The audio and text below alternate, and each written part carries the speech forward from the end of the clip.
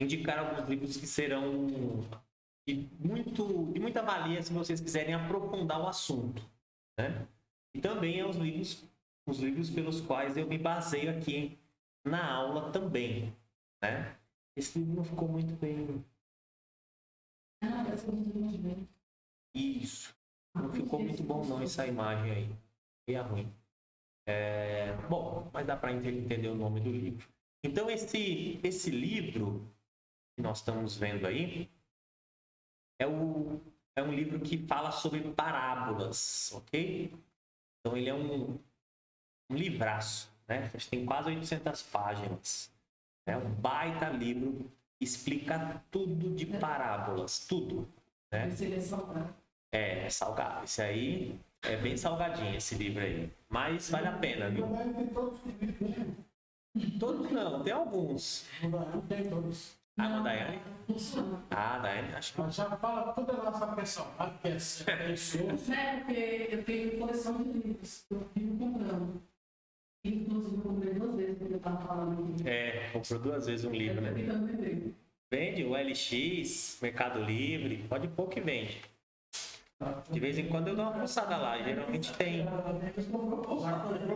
Você quer fominha? Então, os irmãos quiserem aprofundar o assunto aí sobre parábolas, esse é o livro, né?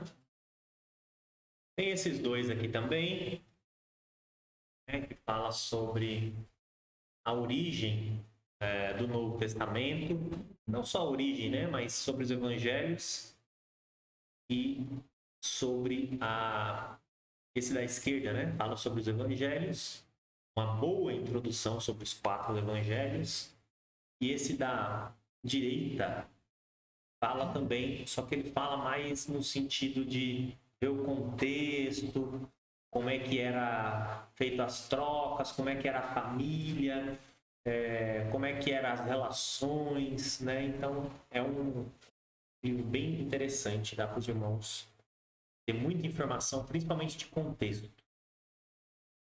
Aquele dicionário dele é muito bom. Tyndale? Ah, é bom mesmo. Ele agora está mais barato. Olha. Ele vai metade do que eu falei. Barato mesmo. Ele é volume único? Volume único, ele? Eu achei que não viu. Agora. Vou esperar não vai ficar de novo, não. Ai, metade da metade, né? É isso mesmo. E aqui também mais 2 livros. A imagem ficou ruim também, hein? Nossa, aquele escritor aí. Ah, quem tem, vai bem, viu? Vai bem. Aí, ó. Face do Novo Testamento. Só livro ruim. Muito bom esse Face do Novo Testamento. Eu gosto muito desse escritor aqui, ó. Como é que fala? Esse aqui. Quer tirar de novo esse aqui? E o outro também.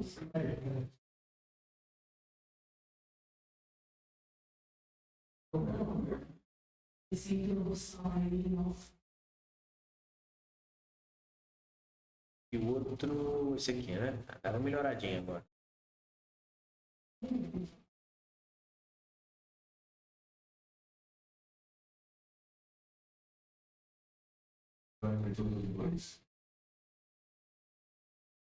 Vou colocar ele lá.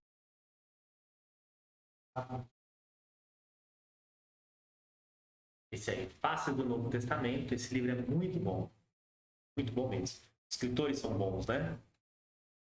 Esse nome aqui, Scott McKnight. E Grant Osborne. Eu gosto muito do Grant Osborne. É um estudioso assim. Qualquer livro dele que você encontrar, pode comprar, sem medo. É um estudioso assim, primoroso mesmo.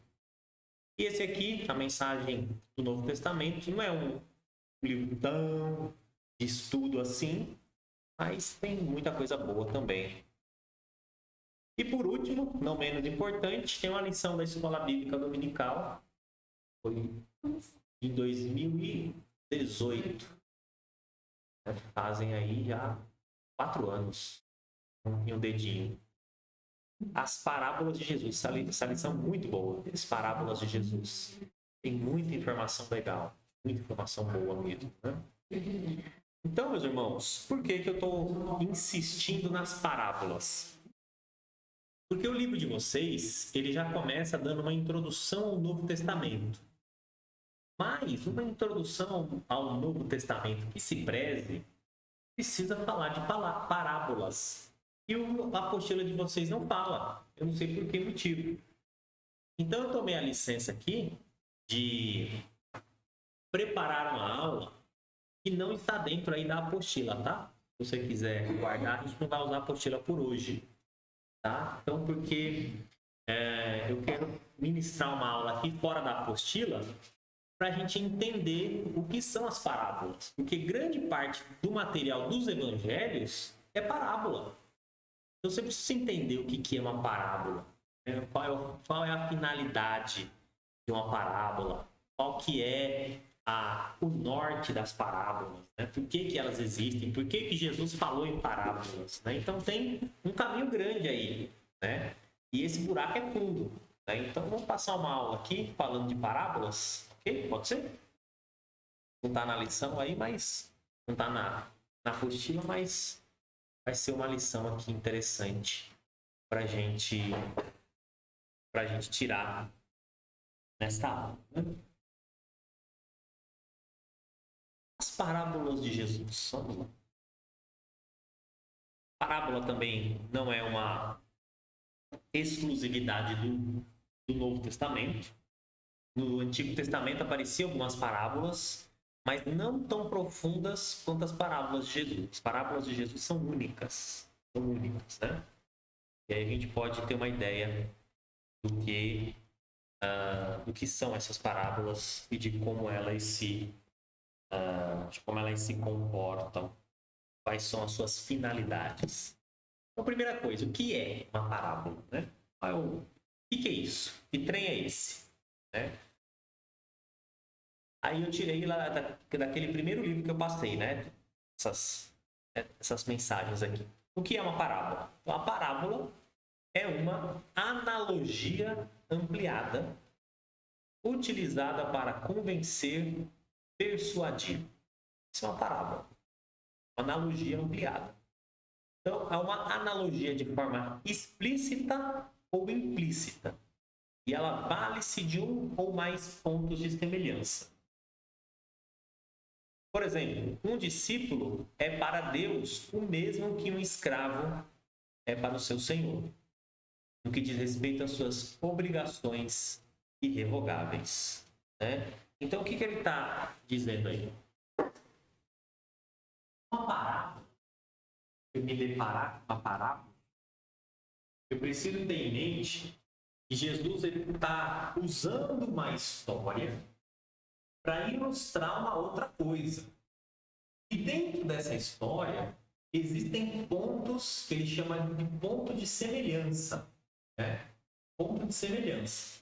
Então, ele tem um determinado símbolo, que ele coloca na parábola, mas esse símbolo significa alguma coisa. Depois ele coloca outro símbolo, e esse símbolo também significa uma outra coisa. Então é uma analogia.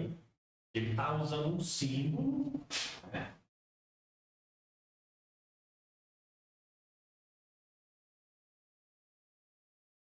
Para falar de coisas maiores.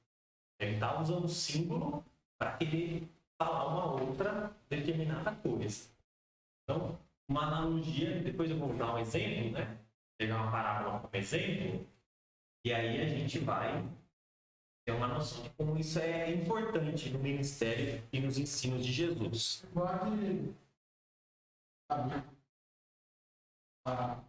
Isso. Uma parábola. Exatamente. Um profeta. Exatamente. Uma parábola. O profeta Natan, né? Isso. Exatamente. Foi profundo. Exatamente. Né? E a pessoa às vezes não se dá conta. Se você contar a história real, a pessoa não se dá conta. Mas se você conta uma parábola, Encaixa na história real. ela se encaixa na história real. É igual? Também eu acho que ela também é para encobrir, Sim, para ver o que ia ser dito. exatamente. Ou A reação. A reação desse. Porque está naquela situação, já se identifica, Ou não se identifica e se esconde. Não, ela não consegue se identificar, mas aí depois ela faz um comentário sobre a parábola, e aí é colocada a parábola, que é você. Aí a pessoa cai na real e fala assim, e agora? É, isso mesmo. Porque se você fala que ele vai dizer não, aí começa. Veja bem. Nunca vai dizer que é para dar uma pedrada, ele vai dizer, não, passa pano. Vamos ver, né? Vamos ver. É sempre assim. E as parábolas de Jesus é mais ou menos esse o sentido, né? Então, as parábolas, meus irmãos, têm muitas características, né? Vamos a ela aqui. 9 características das parábolas, né? Isso aqui aqui começa a complicar bastante já, né? Primeiro, as parábolas de Jesus são, antes de tudo, histórias breves e até mesmo austeras ou rígidas, né? Você vê que, se você olhar os evangelhos e ler os evangelhos, você vê que Jesus está discutindo com alguém, ele conta uma parábola e ele põe fim na conversa. Porque a parábola tem um efeito, né? ela tem um efeito, mas esse efeito ele é meio é um efeito meio grosseiro, né? Vamos dizer assim. Brecar a pessoa? É meio de brecar. Eu vou dar um break em você, vou contar uma história aqui e você vai entender a coisa, né? E aí ele põe fim na conversa. É como se fosse uma conexão também, né? Sim. Né? Então, são histórias breves. Nenhuma parábola de Jesus você fica lendo lá por mais de 2, 3 parágrafos, né? São histórias breves. Né? Então, mas são histórias assim que têm uma carga muito grande, né? Segundo, as parábolas de Jesus são marcadas pela simplicidade e simetria. Todas as parábolas de Jesus são muito simples, né? Então você pega assim, você vê uma mulher que tinha uma moeda. A moeda sumiu, aí ela procurou até que achou a moeda. Demorei para entender. Depois ela chamou as amigas para comemorar. Simples. Os detalhes da história, como você vai vendo, tudo é relacionado com a nossa vida espiritual, Sim. linguagem de Jesus sobre nossas vidas, Exatamente. de limpar a casa, de tirar a sujeira, Sim. de comemorar quando se acha o prêmio. Exato. É muito interessante. Depois que eu aprofundei um pouquinho, eu fui entender. Acender a luz. E acender a luz. Iluminar. Exato. Aí quando pesquisa por trás da história comigo, eles não limpavam a casa, é difícil, né? Sim. Limpar a casa, por isso que era perto de poeira.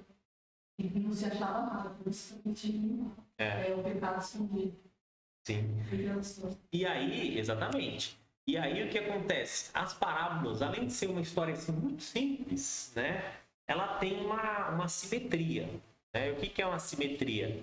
Ela segue um determinado rumo sem fazer curva, né? Ela fica pescando coisa aqui e ali, né? A parábola ela tem uma finalidade, né? E os símbolos dela são, se você estudar direitinho, são identificáveis, né? São facilmente identificáveis. Então é aquilo ali, ó, simetria. 1, 1, 2, 2, 3, 3. Depende da quantidade de símbolos que se tem na parábola, né? Então, é simétrico.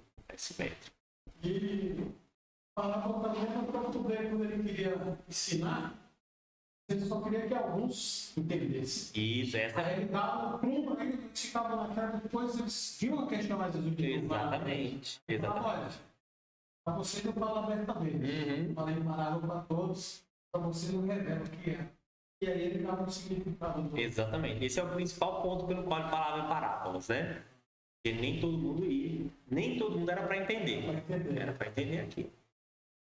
O 3. As parábolas de Jesus se concentram essencialmente nas pessoas, né?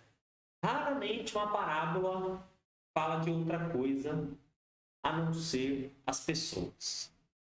Algumas parábolas vai falar de outros temas, né? Por exemplo, aquela que tem lá em Lucas, acho que é 16, que ele diz assim: e contou-lhes uma parábola sobre o dever de orar e não desfalecer.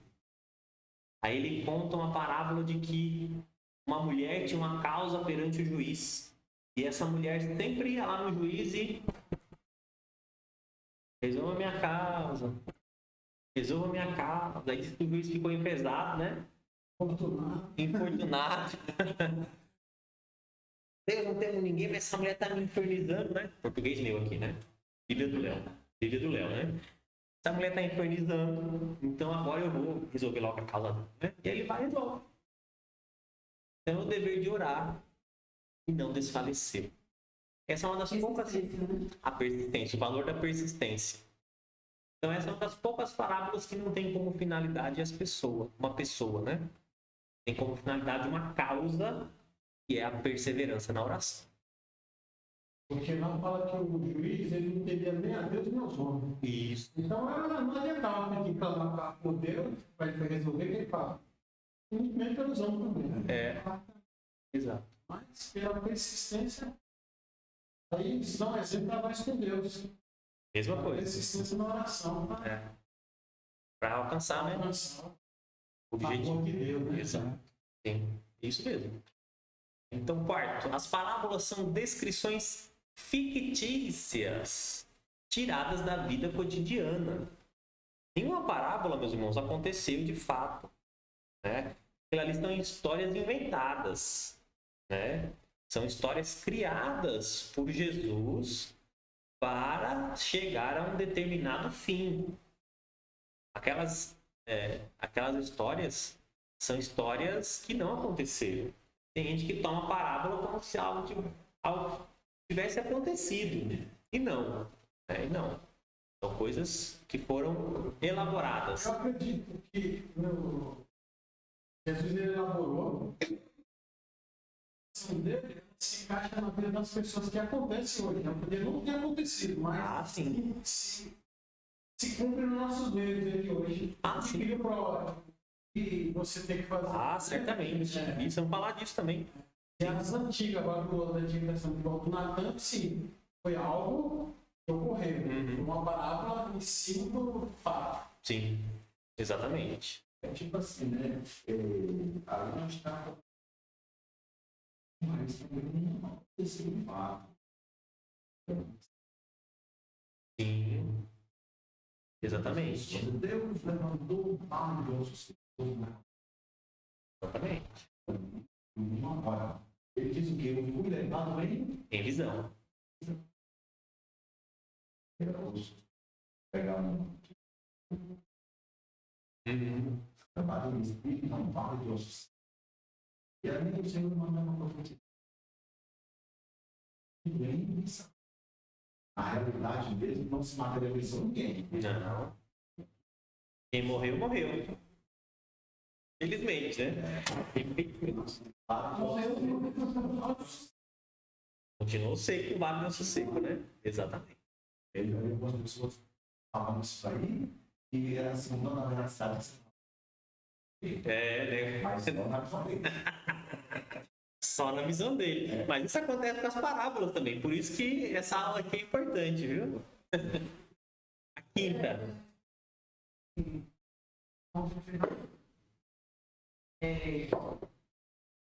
Hoje eu estava conversando com a minha tia, aí ela falava que às vezes ela fica com vergonha de ela. Uma senhorinha, né? E quando ela tem oportunidade, ela sente vergonha. E aí eu estava falando para ela que eu estou fazendo a teologia, mas eu não quero perder essa essência da simplicidade. Porque eu lembro que quando a minha mãe caiu, que ela sofreu um acidente, os médicos deram chance de amputar, né? E aí, em um daqueles dias, eu estava muito angustiada. Eu olhava e eu falava, eu pensava, meu Deus, como que vai ser? Eu nunca mais vai voltar a andar. Porque ela perdeu o tecido, foi aberto, então eu, nossa, veia, sei lá. E aí uma vez eu abri a Bíblia, falei, Senhor, fala comigo. E caiu lá. Em Ezequiel, falando, né? Vai profetiza. E aquilo ali, a minha fé foi, eu comecei a profetizar. Em oração, né? E eu já não está perfeita, né? Porque ela perdeu o movimento. Mas a palavra ela é viva, né? E ela nos leva a fazer isso, a profetizar. Sim. Né? Mas esse movimento, eu acho que assim, eu não sei. Depois, porque não foi nem nessa época. Foi quando estava. E aí, quando devido a aquilo começou a rejeição. Introdução. E voltei esse cimento dele. Um cimento. E aí, quando o mar. Não mexeu mais. Mas Não tem problema. nessa época aí, a gente vê o osso dela. A gente vê o osso, os parafusos, o movimento, a gente vê. E eu falava, quebrou o joelho, os dois brasileiros deram uma saída de barco, né? Meu Jesus. O barco só sempre muito certo. Eu ficava desesperada naquele momento. Porque eu deveria enfermeira, mas eu não sou. Não mexi, era ele. Mas nos primeiros dias não. Mas nos outros, eu falo porque eu vi nascendo carne. Nasceu carne. Quando ela foi e estava me entrosando, de uma até para uma foto. A gente via o movimento do parafuso. E a gente viu uma pegada. Não sei.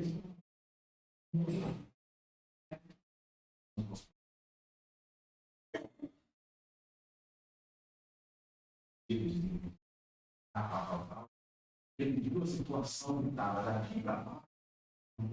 Assim, o uso completo. A gente via a arte toda. Aí ele pegou e pôs na frente dela. Ele pegou na frente dela. Pôs o braço assim, ó.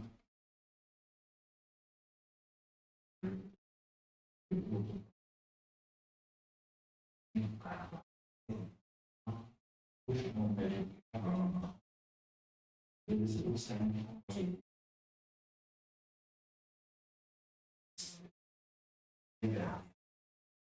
Ele fica a carne toda aqui. A carne nem cruzou, a carne está como curativo. Ai. Eu me chutei com aquele olhar assim.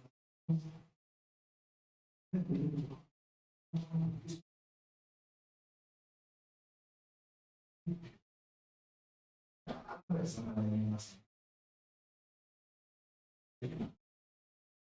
Não tem muito, né? Vamos lá, privado.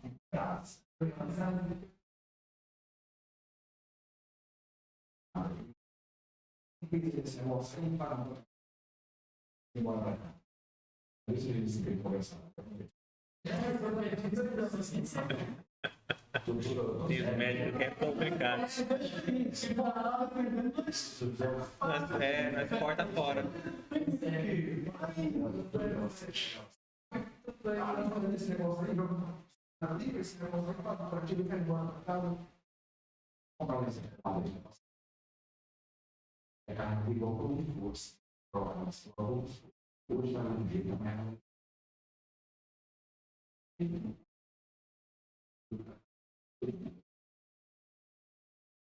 Mas Deus é fiel, hein?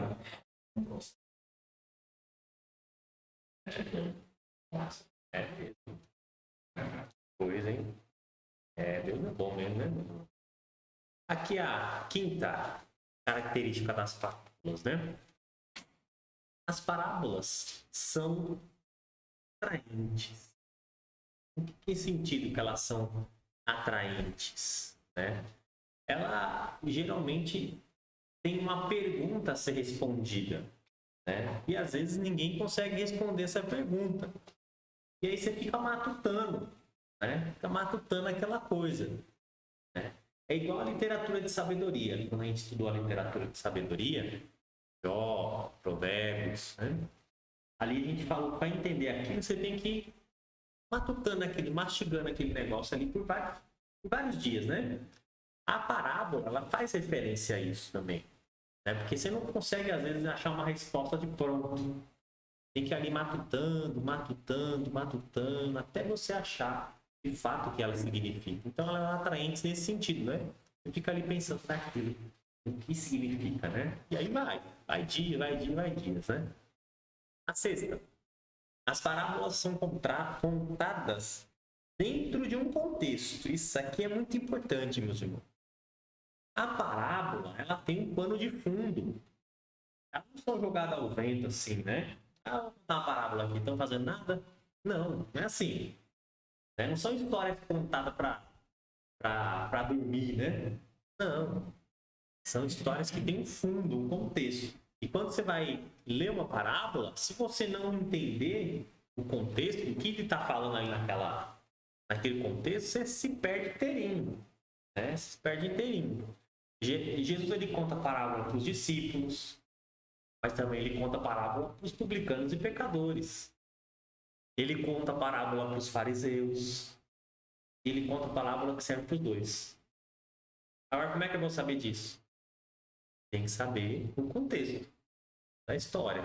Então, toda vez que lê uma parábola, voltar ali dois capítulos, né, para saber do que está sendo falado. Isso é importantíssimo. Sétimo, as parábolas de Jesus são teocêntricas. Um personagem que aparece em todas as parábolas de Jesus. Deus. Ele aparece em todas as parábolas de Jesus. Todas, 100%. São teocêntricas. 8. As parábolas frequentemente fazem alusão a textos do Antigo Testamento. Isso aqui a gente vai ver com mais clareza depois. Né? Mas sempre tem um fundo do Antigo Testamento ali. E 9. A maior parte das parábolas aparece em meio a coleções maiores de parábolas. Então, se você pegar os evangelhos, principalmente de Marcos, ele é bem repartidinho, né? Tem a parte dos milagres, tem a parte da parábola, tem a parte que ele vai ser preso e tem a ressurreição. É bem repartidinho. Se desse para abrir o evangelho de Marcos tudo numa folha só, você ia ver ali como é bem repartidinho as coisas, né? Todos os evangelistas fazem isso, exceto João, né?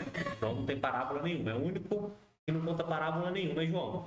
Mas Mateus, Marcos e Lucas tem uma seção ali que é só parábolas, né? Isso tem um motivo. Tem um motivo que precisa ficar atento quando eles começam, eles fazem essa transição. Tá falando de milagres, parou de falar dos milagres, passou a falar de parábolas. Uma coisa ali, né? Então, essas são as características das parábolas. Agora, qual a melhor maneira de você interpretar as parábolas? Né? A melhor maneira, até onde a gente tem estudado, a melhor maneira de você estudar as parábolas é o método alegórico. Né? Uma alegoria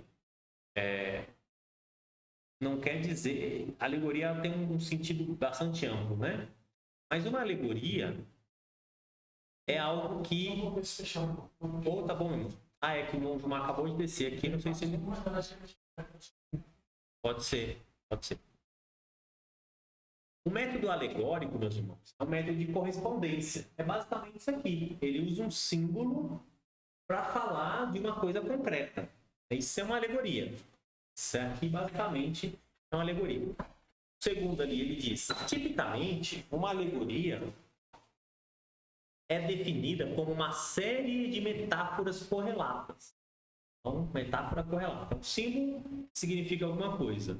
Na sequência vem outro símbolo, também significa alguma coisa. E a parábola do semeador se mostra como um exemplo óbvio. Daqui a pouco a gente vai ler a parábola aqui do semeador, né? Entretanto, os traços alegóricos das parábolas não nos dão a liberdade para alegorizar. O que ele está dizendo aqui? Que não é porque o método de interpretação de parábolas é a alegoria que você vai sair criando coisa da sua cabeça que não tem fundamento nenhum dentro da parábola. Por exemplo, uma vez eu estava numa vigília e a mulher disse que ia pregar, né? Pô, pensa numa vigília ruim, meu irmão. Pensa numa vigília tribulada. Aí, quando a mulher falou que ia pregar, eu dei glória a Deus, né? Falei, vou pregar e vai embora, né? Ela pregou e pregou, viu? E pregou, e pregou, e pregou, e pregou. Depois entregou para outro pregar, e pregou, e pregou, e pregou. Misericórdia, saí de lá, irmão, desolado. Enfim, qual que é o texto que ela pregou? Esse aqui é clássico, para dar uma derrapada, né? A parábola dos talentos. Não me levaram, não sei nem onde é. Se eu me perguntar onde que é, não sei. Me levaram tanto lugar e deixaram nessa vigília aí. Dos talentos. Falei, esse negócio não vai dar certo. Parábola dos talentos. Aí a mulher começou a pregar. Talento.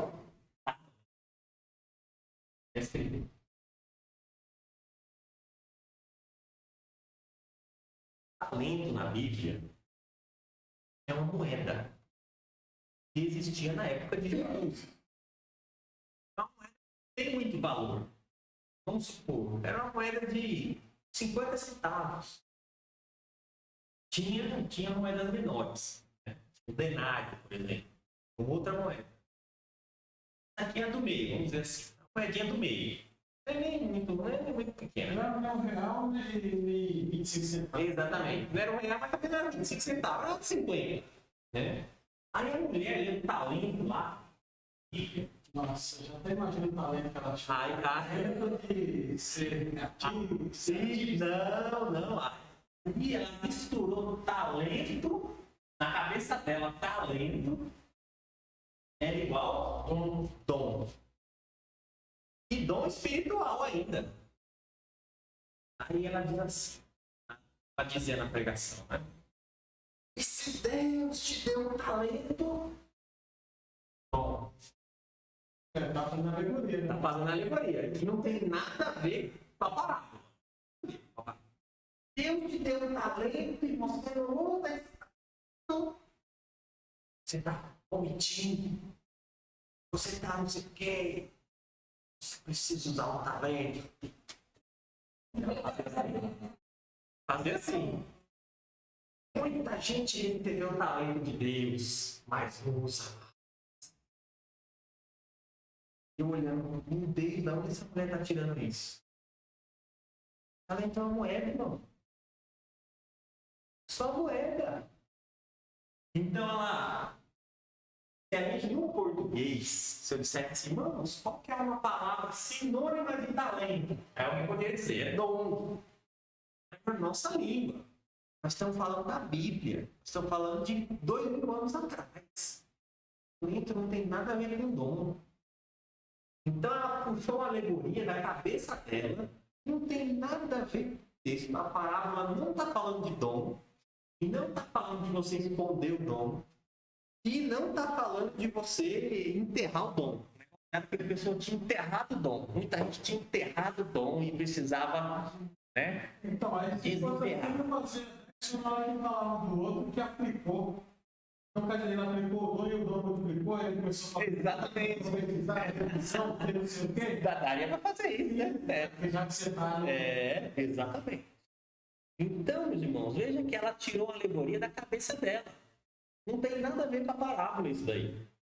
Isso aí é a mensagem aí, meu Jesus. Só Deus, né? Doido. Isso. Isso aí vai. Tem uma lista grande aí. Então, talento é a moedinha. É só moeda.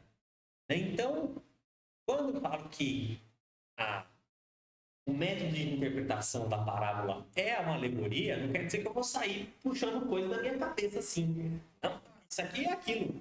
Não tem isso. Tem que respeitar o texto. O texto é que manda. Então, a prática de se transformar as parábolas em alegoria, que Jesus jamais desejou utilizar, precisa ser resistida a todo custo. Ou seja, eu não posso sair achando motivo qualquer para a parábola. Não posso. Aqui, porque parábola, quando um pregador diz que vai pregar numa parábola, eu já começo até a me coçar. Ai, meu Deus. O que vai sair daí? Porque, irmão, é cada besteira que se fala quando os irmãos vão pregar em parábola. Porque parábola parece que é uma autorização para você falar qualquer coisa. E não é. Sem limite, né? Parece que é sem limite, né? Vai achando coisa ali no meio e vai enfiando, né? Ou seja, as pessoas estão inventando além do que é. Além do que é. Porque a parábola não fala que não está na verdade. Porque ela é limitada naquele texto e contexto. Você não pode acrescentar mais. Exatamente. E aí, quando você começa a fazer uma pregação, você começa a arrumar, você vai inchando. Aí exatamente. Você pode colocar tudo dentro daquele caminho. Exatamente. Isso. Isso mesmo.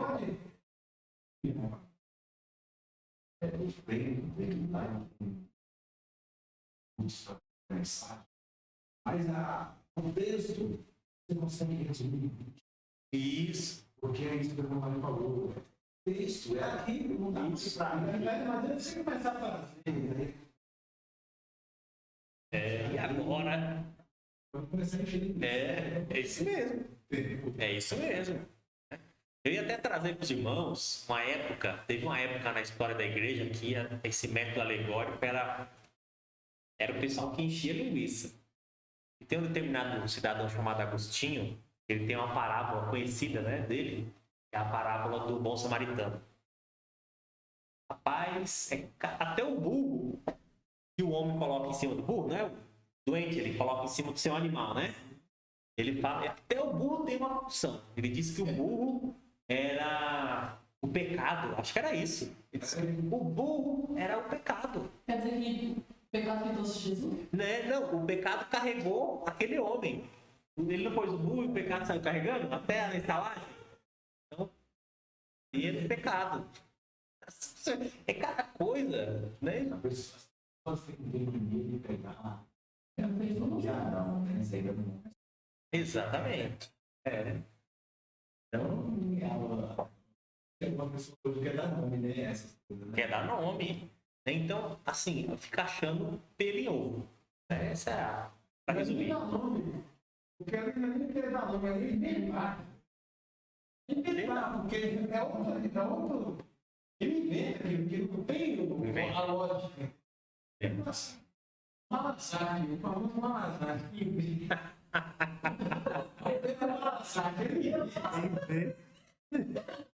Não, mas ele não tá falando isso, chefe. Mas o Malazarte é o camarada que ele inventa um negócio cabuloso.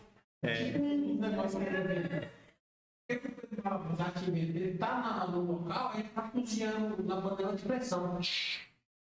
Vê os camaradas, ele rapidinho abre um buraco, coloca as brasas dentro da areia, cobre com a panela em cima. Só que deixa meio superficial, ele põe o som.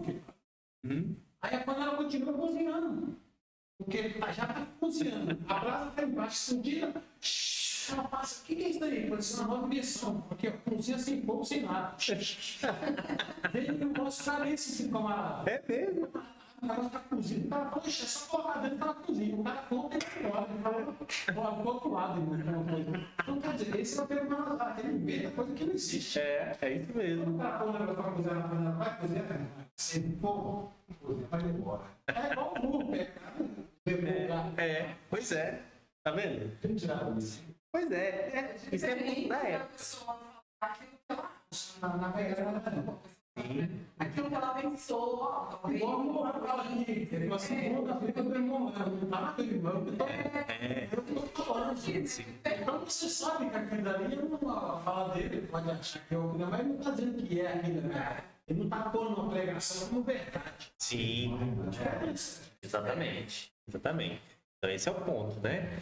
Então a prática de você transformar uma parábola em alegoria qualquer aí tem que ser resistida. Isso aí tem que ser banido, né? Não façam isso, pelo amor de Deus, né?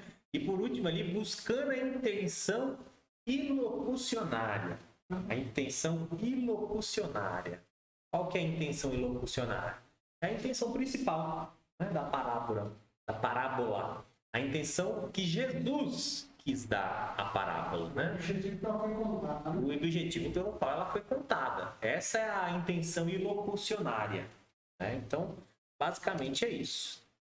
Aqui mais 9 pontinhos aqui de como as parábolas devem ser interpretadas, né? Primeiro, analise cada parábola de forma completa. Não chegue a conclusões precipitadas sem antes ler todo o contexto. E às vezes o contexto tem mais de uma parábola, né? A gente vai ver isso daqui a pouco.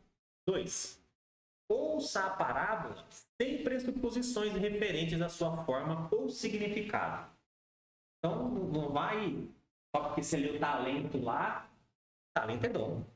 Não, calma lá. Talento é dom não tem nada a ver com dom. Então, ouça sem pressuposições. 3. Lembre-se de que as palavras de Jesus eram instrumentos orais em uma cultura oral. Isso aqui é muito importante, meus irmãos. Porque assim, hoje nós temos esses recursos aqui. Jesus não tinha isso. Por exemplo, aqui, ó. Vou mostrar um exemplo para vocês aqui. Que parábola é essa aqui, ó?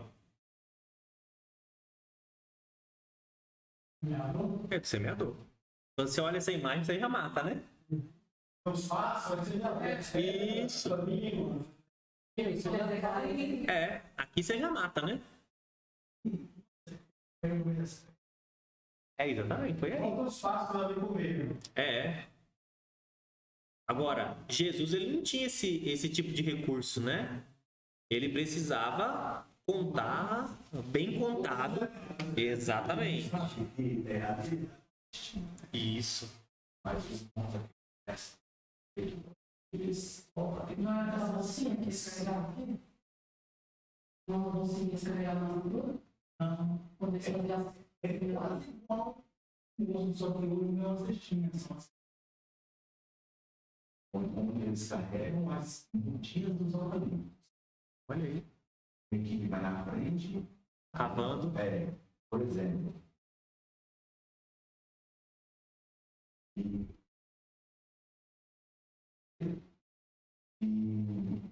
para os ônibus.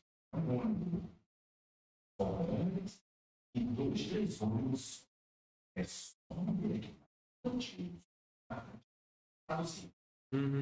É só noção. E aí, tudo organizado em camarada. E as mulheres iam atrás Plantando. com uma cestinha, só que teve um quarto, assim, né? Um cachorro. E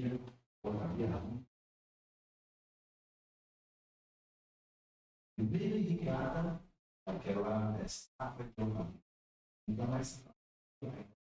É isso aí. Tá vendo aí? É assim. A diferença só existe uma diferença do caminho com semente, né? A semente é uma coisa, né? A semente é. Se ela, na palavra está falando na alegoria dessa, aí ela está no caso. Não vai vir passo. Então, vai terminar por isso, a outra vai já fazendo, já muda.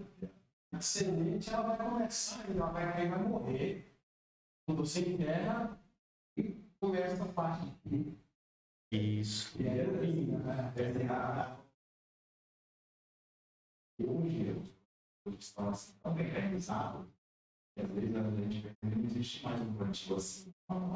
Sim. Sim, no Brasil, falta de subsistência também familiar. Sim, já vai ter um equipamento. Não é igual naquela que fala de semear. Porque essa era semear mesmo, bicho. Não tinha trabalho de carvalho. Aí você tinha que esperar chover ainda, quando fazer aquelas poças assim, você jogava semente ali, no meio daquela poça ali.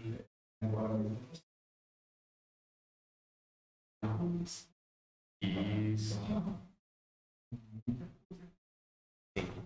Sim, é isso mesmo.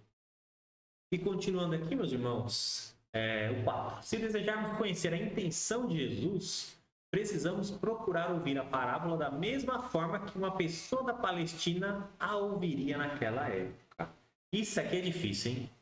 Isso aqui é difícil. Essa irmã do talento aqui nunca chegou naquela época, né? Mas quando você escuta, por exemplo, a parábola do semeador, né? Você tem que pensar em alguém semeando naquela época, né? Não dá para você comparar com uma pessoa semeando hoje, né? Nem que a pessoa semeie na mão mesmo, né? Não tem comparação. E outra, nós estamos no Brasil. O Brasil é terra fértil.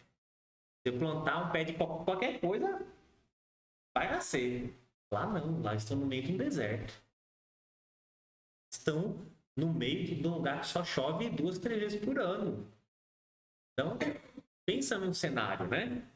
Então, tudo isso tem que ser levado em conta quando você vê uma parábola. A parábola faz muita referência a coisas que são de época. 5. Observe como cada parábola e o formato da sua redação se encaixam com o objetivo e o esquema de cada evangelista. Isso aqui é um pouquinho mais complicado, né? A gente nem vai chegar a comentar esse ponto, mas é basicamente assim. Tem parábolas que só Mateus conta. Tem parábola que Mateus e Marcos contam. Tem parábolas que é só Mateus, os 3 contam, né? Só que tem parábola Marcos conta, por exemplo, e que Mateus conta, só que elas têm objetivos completamente diferentes. A mesma parábola, né? Tô falando da mesma parábola. Como, por exemplo, a parábola do semeador, né? Se a gente lê em Mateus, ela tem um tipo de objetivo. Em Marcos, ela tem outro tipo de objetivo. Então, precisa se atentar ao que o evangelista quer falar também naquele momento. Por isso que o contexto é importante, ok? 6. Determine especificamente a função da história no ensinamento de Jesus. Isso aqui precisa ficar claro, senão você também não vai conseguir ler a parábola. O que Jesus está falando? Está falando de dinheiro?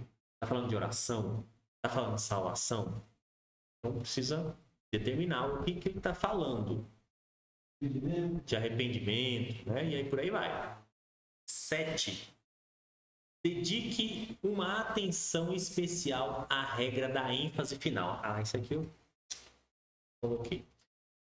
Aí toda parábola, no final, ela tem uma exortação, ela tem uma recomendação, ela tem uma informação, uma instrução, um ensinamento. Geralmente está no final da parábola.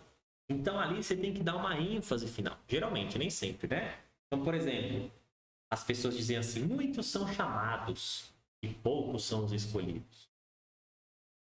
Isso vem de uma parábola. Só que essa afirmação que Jesus faz já não faz mais parte da parábola. Está falando de outra coisa. Mas ela está ali no final da parábola. Por que ele colocou isso ali no final da parábola? E do que está falando? O que são muitos que são chamados e poucos são escolhidos? O que é isso?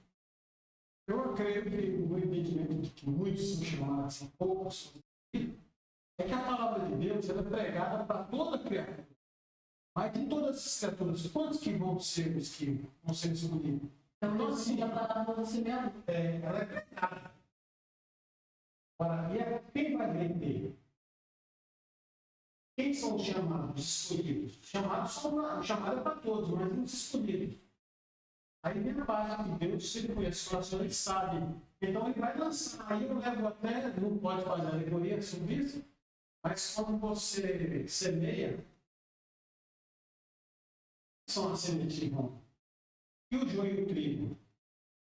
Então, assim, você não sabe quem é. Sim. Então, por isso que fala aqui dentro do anjo do povo e a semeadura, é se referindo a, pode dizer, a palavra também. Ela é pregada para todos, aí tem um monte ali para multiplicar. Quem que vai ser? Aí a fulano não vai ser, não fala. É os anjos que falou que é criativo, não deixa. Esse cara vai identificar também semente boa. Então, deixa crescer o joio. Sim. Agora você vai, existe a diferença entre o joio e o trigo. O joio ele é igualzinho o trigo quando ele Igualzinho. Quando ele está no ponto que está maduro, ele cacho pés ele cai. Aí temos aquela pregação de dizer que quando você se inclina, que você adora a Deus, que você teme a Deus, o joio ele é seco, ele é em pé. Não tem adoração, é vazio. Os cachos são vazios. Não tem grão dentro.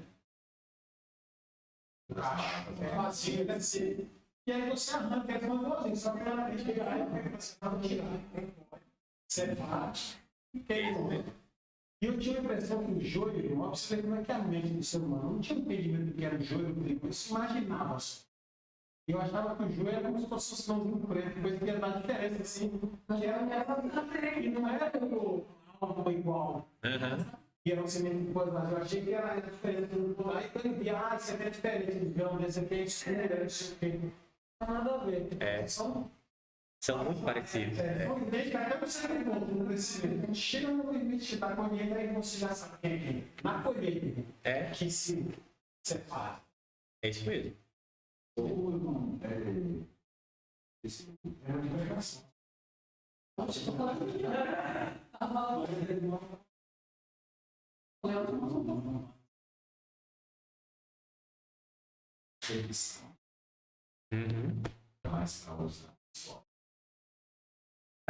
Ele não faz a seleção de pessoas para salvação. Sim. É claro. É selecionado. Então, aí agora a gente volta na escolha. Sim. Certeza. Sim. Diria que há mais do que uma acepção, né? Há uma, sei lá, não posso nem ter nenhuma palavra que faça assim, há uma seleção mesmo, né? Seleção. Hoje em dia tem gente que, por exemplo, sou chamada de cantar, pregar. E em direções opostas. Exatamente. Casa, né? Vai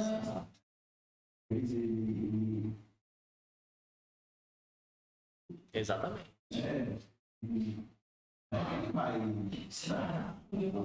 mas talvez ele tenha que continuar fazendo. O pessoal fala, para essa coisa aí, irmão Léo não dá certo não. Irmão Léo, isso aqui não dá certo não. Pois é. Olha, quando você vê uma pessoa que ela está tomando não tem para ninguém. Você já sente no cantar, você já sente na hora que você vê, você fala assim, é dom. Cantor já tem o dom, você vai falar. Dom também, não adianta dizer não. Nada pode ser, a gente pode falar muito bem, mas se ele não tiver o dom, vazio. Exato. É um sentimento. Tem que ter o mover do Espírito. A pregação tem que estar ligada com o Espírito. Senão, é vazio, é vano. Sim, é isso mesmo. Porque a gente não se consagra num jejum a favor, numa entrega de vontade, antes de entregar por fogo. Ia dar Uma pregação, meu camarada. Antes, ele começava a estudar. Ele era 15 dias no mês antes, até 15 dias no mínimo. Tinha jejum, vai saber quanto tinha de jejum.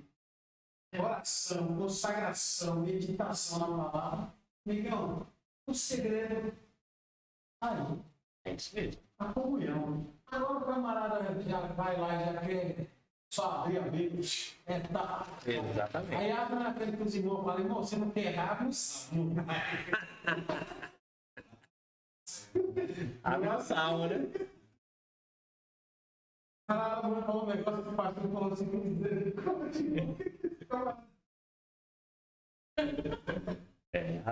Isso mesmo. Quando quer falar muito demais, assim, Exatamente. Vai lá bem salvão, quando ele vai falar na noiva lá.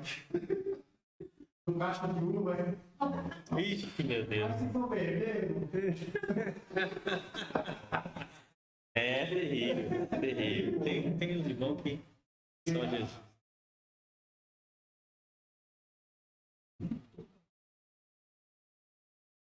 Calma. Tem coisa. Exatamente. imagina você vai pra Bíblia lá na igreja, lá, tá lá e diz, irmão, vocês estão se endemoniados. Eu tô falando que não foi nada. Exatamente. Como é que pode uma coisa dessa?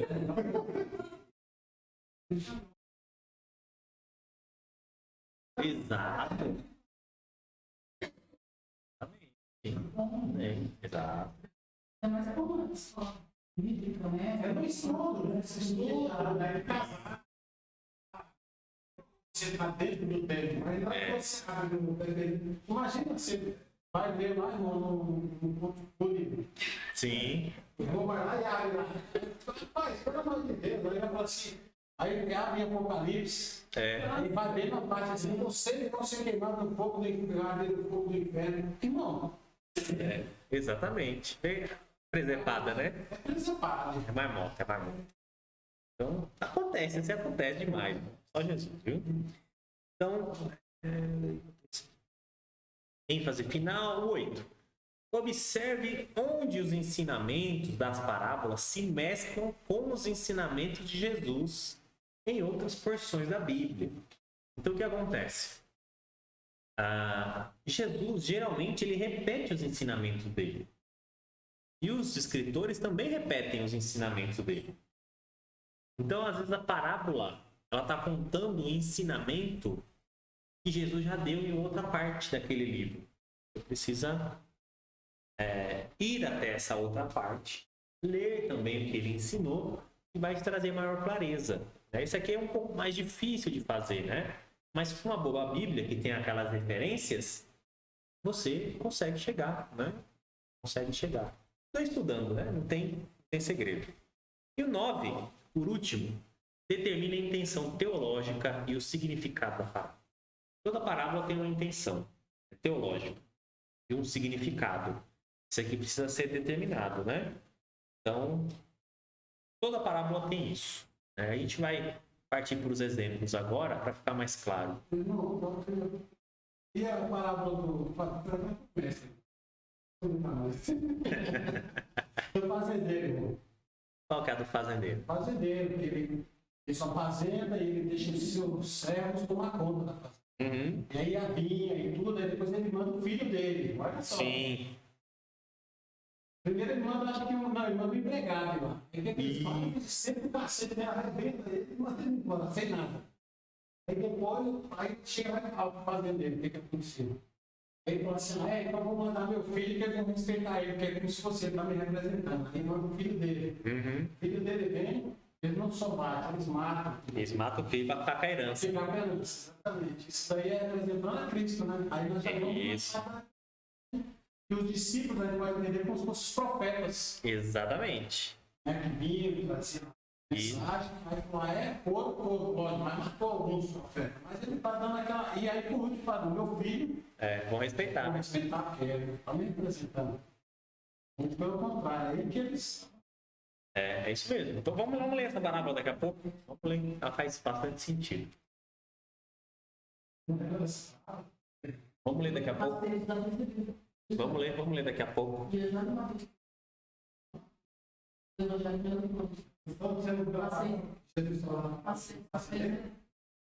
Acho que é a parábola da vinha, né? Acho que é a da vinha. Acho que é da vinha que está naquele subtítulo. Isso aqui, meus irmãos, é importante.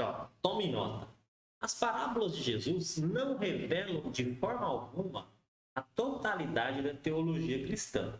Não é ali que sai tudo que nós sabemos a respeito de Deus. Sem a cruz e a ressurreição, a teologia cristã não existiria. Contudo, as parábolas representam um material para uma descrição intrigante e convincente do ensino de Jesus a respeito do reino, da visão que ele tinha de Deus e da sua expectativa com relação à forma como deveria ser a vida dos discípulos caso eles vivessem no século I ou no 21. Meus irmãos, as parábolas são tão impressionantes que elas são atemporais. Aquele ensino que serviu para aqueles discípulos naquela época também se aplica a nós hoje. Também se aplica a nós hoje. Então, isso aqui, meus irmãos, não perca de vista. Não ache que porque a parábola foi lá para aqueles irmãos que não tem nenhuma utilidade hoje. É mentira. Parábolas falam profundamente conosco, da nossa vida, né?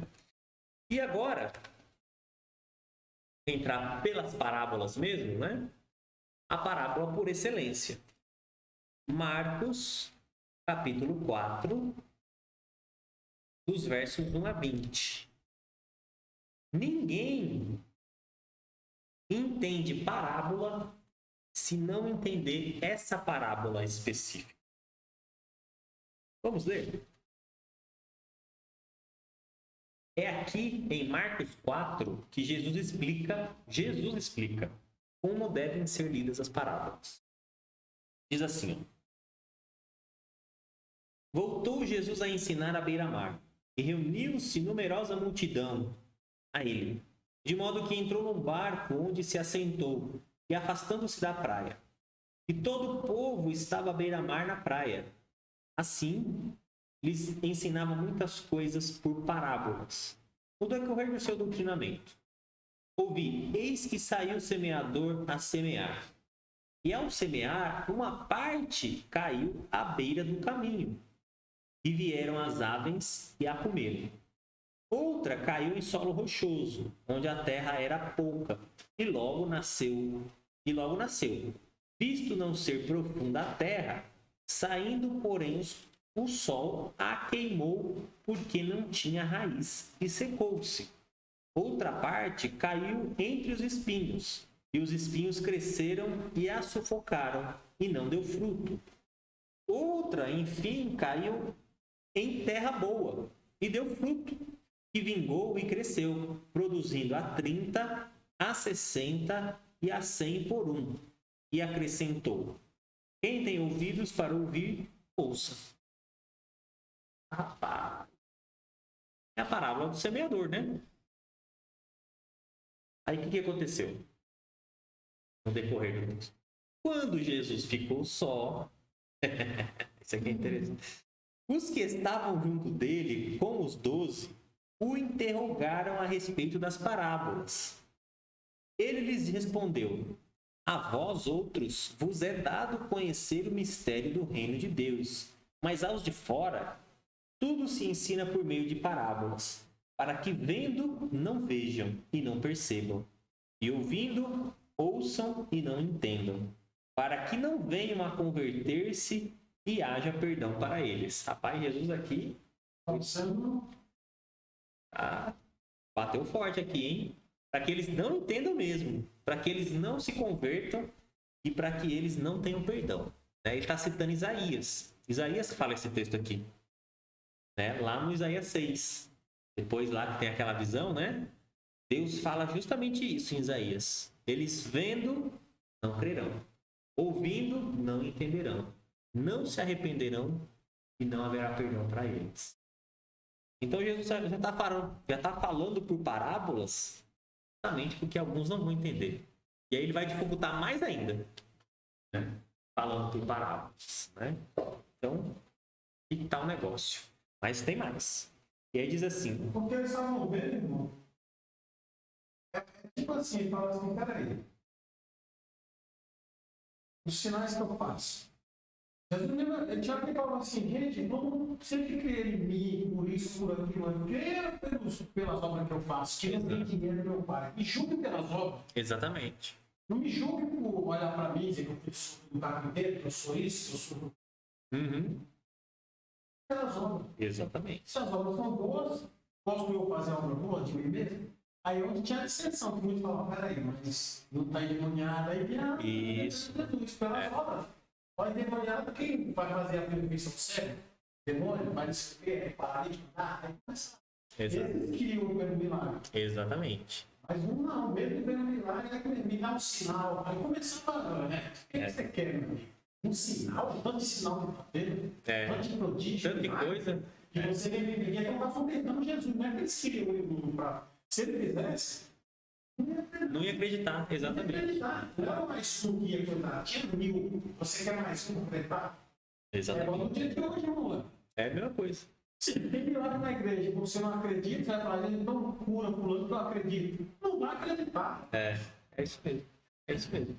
Esse é o sentido, né? E aí Jesus já endureceu mais ainda, né? Então quem não vai crer mesmo. Não vai crer mesmo, né? Mas ele coloca mais coisa aqui. Versículo 13. Então lhes perguntou: não entendeis esta parábola? E como compreendereis todas as parábolas? Agora Jesus está falando com os discípulos, né? Vocês não entenderam essa parábola do semeador? Como é que vocês vão entender as outras? Aí ele vai explicar. O semeador semeia o quê? A palavra. O que é a semente, então? A semente que ele está semeando. Não, a palavra. A semente é a palavra, né? Isso. São estes os da beira do caminho. Desculpa. O semeador semeia a palavra. São estes os da beira do caminho, onde a palavra é semeada. E enquanto a ouvem, logo vem Satanás e tira a palavra semeada deles. Semelhantemente, são estes os semeados em solo rochoso, os quais, ouvindo a palavra, logo a recebem com alegria. Mas eles não têm raiz em si mesmos, sendo antes de pouca duração. Em lhes chegando a angústia ou a perseguição por causa da palavra, logo se escandalizam. Os outros, os semeados entre os espinhos, são os que ouvem a palavra. Mas os cuidados do mundo, a fascinação da riqueza e as demais ambições, correndo, sufocam a palavra, ficando ela frutífera. Os que foram semeados em boa terra são aqueles que ouvem a palavra e a recebem, frutificando a 30, a 60 e a 100 por um. Então aqui mora o segredo da parábola. Então, na parábola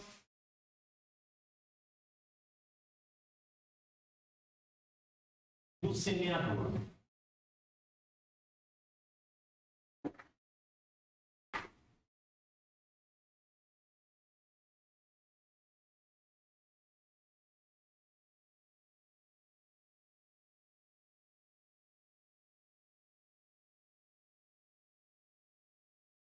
quem que é o semeador? Pelo jeito que ele coloca ali, é o próprio Deus. Deus semeia a palavra. A palavra. Quem são os discípulos? Ele cita lá. O povo que ouve a palavra.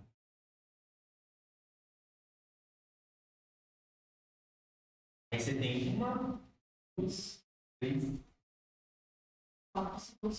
quatro situações, ou 4 sementes. A primeira, que ele disse, é a beira do caminho, né? O que é a beira do caminho? Que ele ensina aqui? Não, na interpretação dele.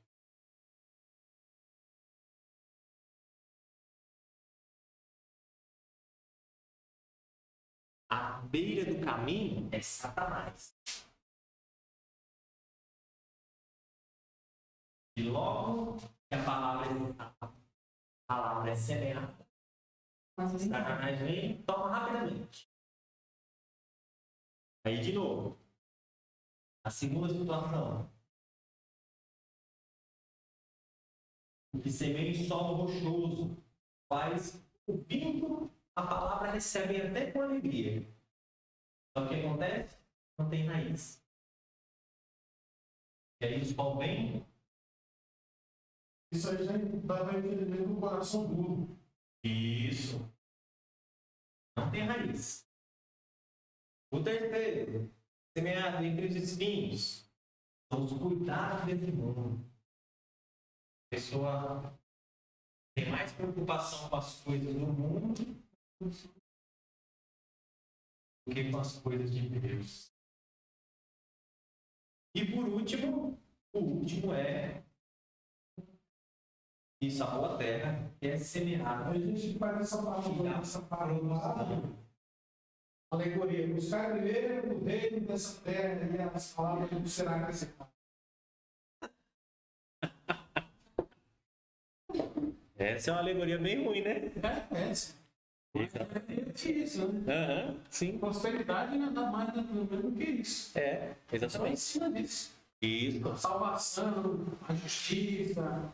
Não tem nada disso. Ali vai injustiça. Aham. Veio do seu carro, veio da sua casa, faz um pacto não sei do quê, um pacto não sei do quê. Não pode fazer mais. Pelo amor de Deus. Exatamente. É basicamente isso.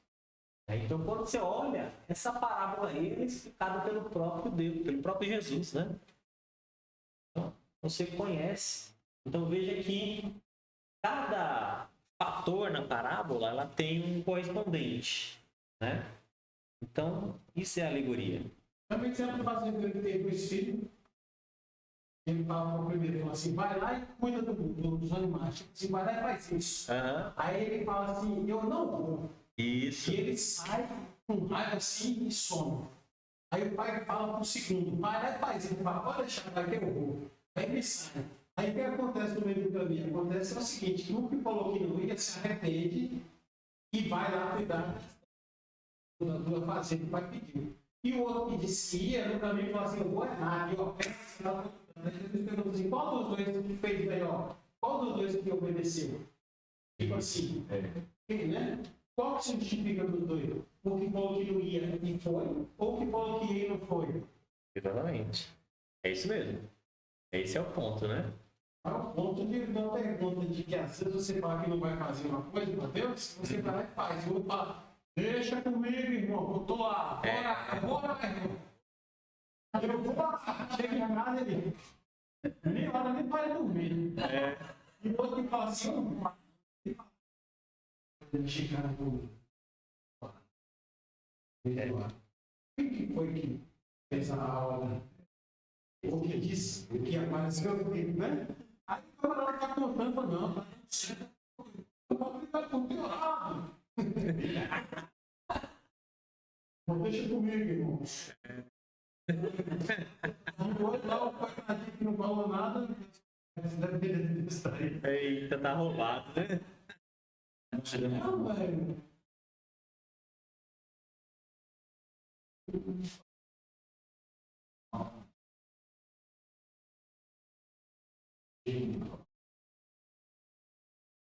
Porém, ele se revelar, quem que não vai nada também? Ele orava aí, ele já não, ele nem se apresentou.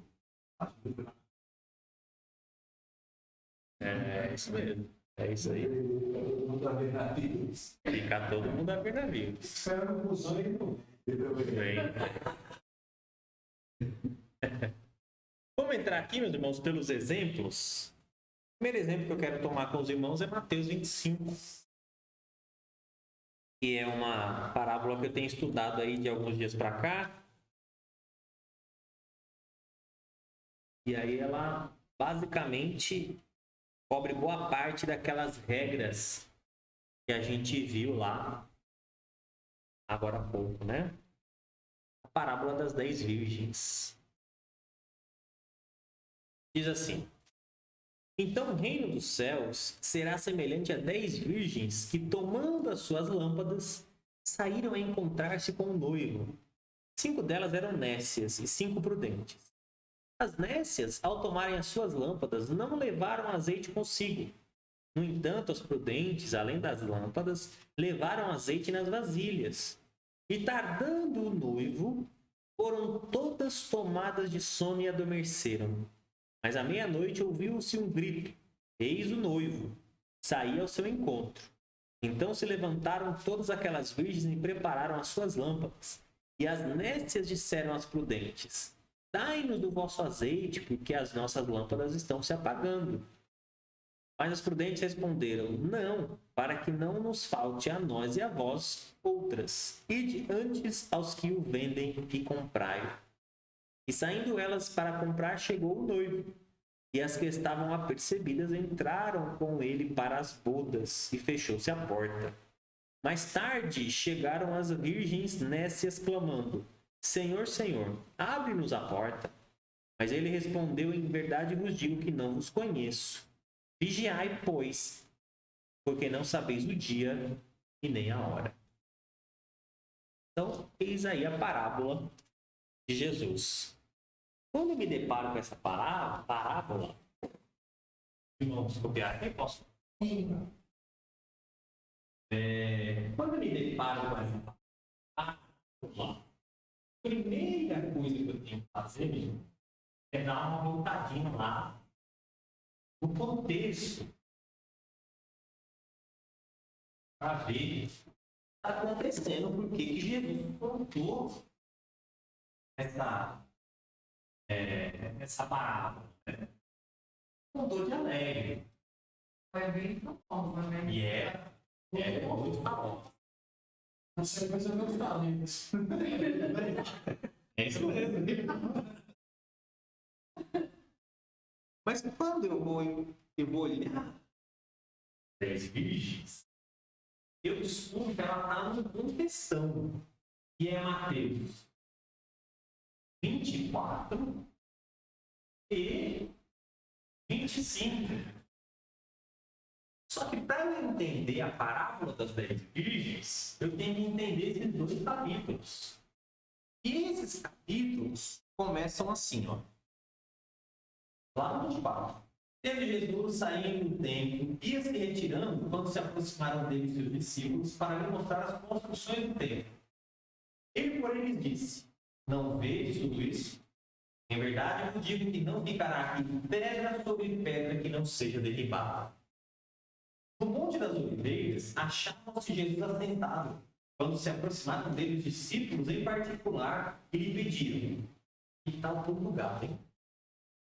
Dize-nos quando sucederão essas coisas, que sinal haverá da tua vinda e da consumação do século, ou do fim do mundo, como diziam outras Bíblias, né? Ou seja, os discípulos estão perguntando 3 coisas para Jesus. Quando sucederão essas coisas, ou seja, a destruição do templo, ele falou. Que sinal haverá da sua vida e a consumação dos séculos, ou do fim do mundo. Aí Jesus vai explicar. Só que Jesus ele não é didático. Ele não diz assim: vou explicar sobre a destruição do templo. Isso. Agora vou explicar um sinal da minha vida. Isso não faz isso. Ele responde uma coisa só. E no meio disso, estão 6 parábolas. 6 parábolas no meio disso. Uma delas é a parábola das 10 virgens. E estudando, meus irmãos, esse conceito, esse contexto, a parábola das 10 virgens, ela está ali justamente para dizer que Jesus, e para algumas pessoas, e tal bom, para algumas pessoas, Jesus vem logo. Para algumas pessoas, vai demorar um pouquinho. Vamos entrar mais pela parábola, que vai ficar mais claro isso. Então ele começa dizendo que, olha como é que ele começa dizendo: o reino dos céus será semelhante a 10 virgens. Quem são as 10 virgens?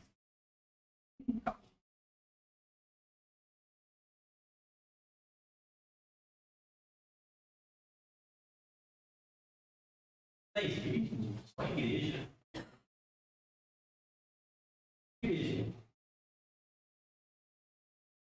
E tomando suas lâmpadas, saíram a encontrar o noivo. Quem é o noivo?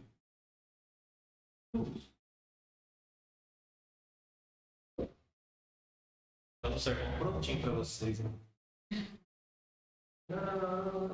levaram azeite nas suas vasilhas. O que é o azeite? O Espírito.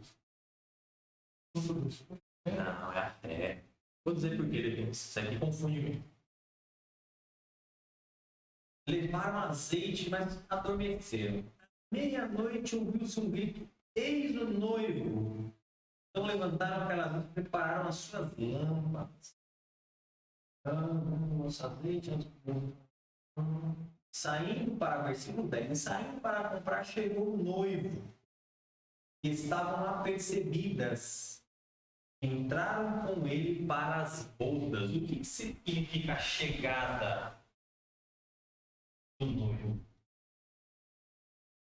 O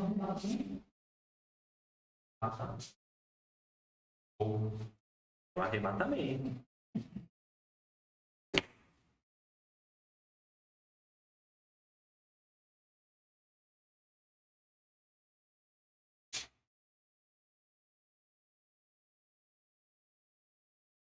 O arrebatamento. E aí o que aconteceu? Entraram com ele para as bodas e fechou-se a porta. E mais tarde chegaram as outras nécias, pedindo para abrir a porta e não se abriu mais a porta. Aqui você vê o que significa a parábola das 10 virgens. A igreja, Jesus que está vindo buscar a igreja, o azeite que é a fé, porque sem fé você não encontra com Jesus. Não esquecer. E a chegada do noivo, que é o arrebatamento. O problema é que Jesus, na contagem da sua parábola, ele explica umas coisas interessantes. Ele diz assim, ó, lá no verso 24, capítulo 24, no verso 45, ele começa contando a parábola do bom servo e do mau servo. Né?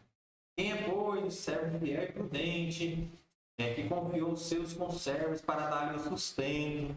Bem-aventurado quem o Senhor, quando vier, achar fazendo assim. Em verdade, eu digo, ele confiará todos os bens, mas aquele servo, sendo mau, o que ele está dizendo aqui? Ele deixou, o Senhor saiu, né? Ele deixou a responsabilidade da casa com o servo. E aquele servo, ele não estava preocupado na hora que o seu senhor iria voltar. E o que ele fazia? Ele espancava os conservos. Até que o Senhor Jesus veio numa hora que ele não estava esperando e pegou ele fazendo uma atrocidade. Pegou com a boca na mentira. Essa parábola aqui serve para dizer que Jesus pode vir a qualquer momento e pegar você desprevenido. Desprevenido. Você fala, não, Jesus vai demorar mais um pouquinho. Ele não vai chegar. Só que aí chegou na hora que ele não estava esperando, pegou ele fazendo coisa errada. A outra parábola é das 10 virgens. Que aí ele vai contando, e no versículo 5, para o coração dessa parábola. E tardando o noivo. Diz assim, ó. Tardando o noivo. Todas foram tomadas de um sono e adormeceram. Ou seja, todas elas estavam esperando. Mas todas adormeceram. Só que tem um detalhe. De todas que adormeceram, tinha 5 que estavam preparadas para receber. Mesmo adormecidas. Tinha 5 que não estavam preparadas. Aí, o que a gente não pode fazer, né? Teologia dos 50%. Já ouvi falar isso, né?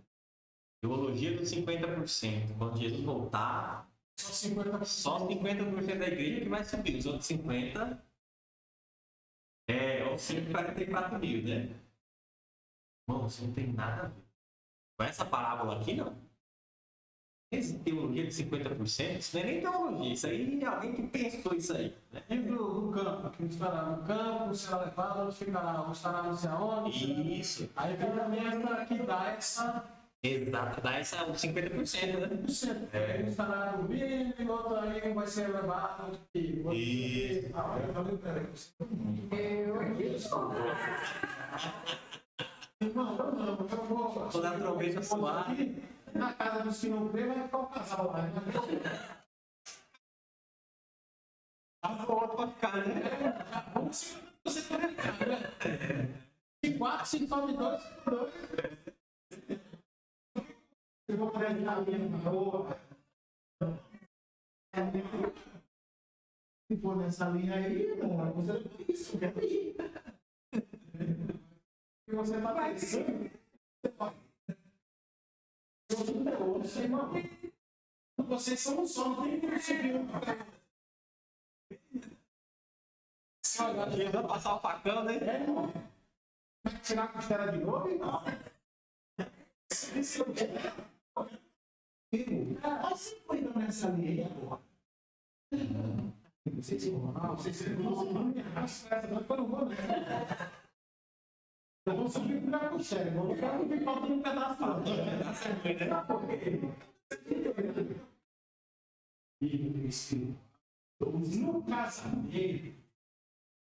No casamento, torna-se uma só. Então não tem como você subir, sua esposa ficar com uma cara só. Esse cara que vai ter que ajudar o outro, orando, um tá ali fraquinho, o outro tá ali, seco, irmão, um ora. Então o outro. Azeite nele. Azeite,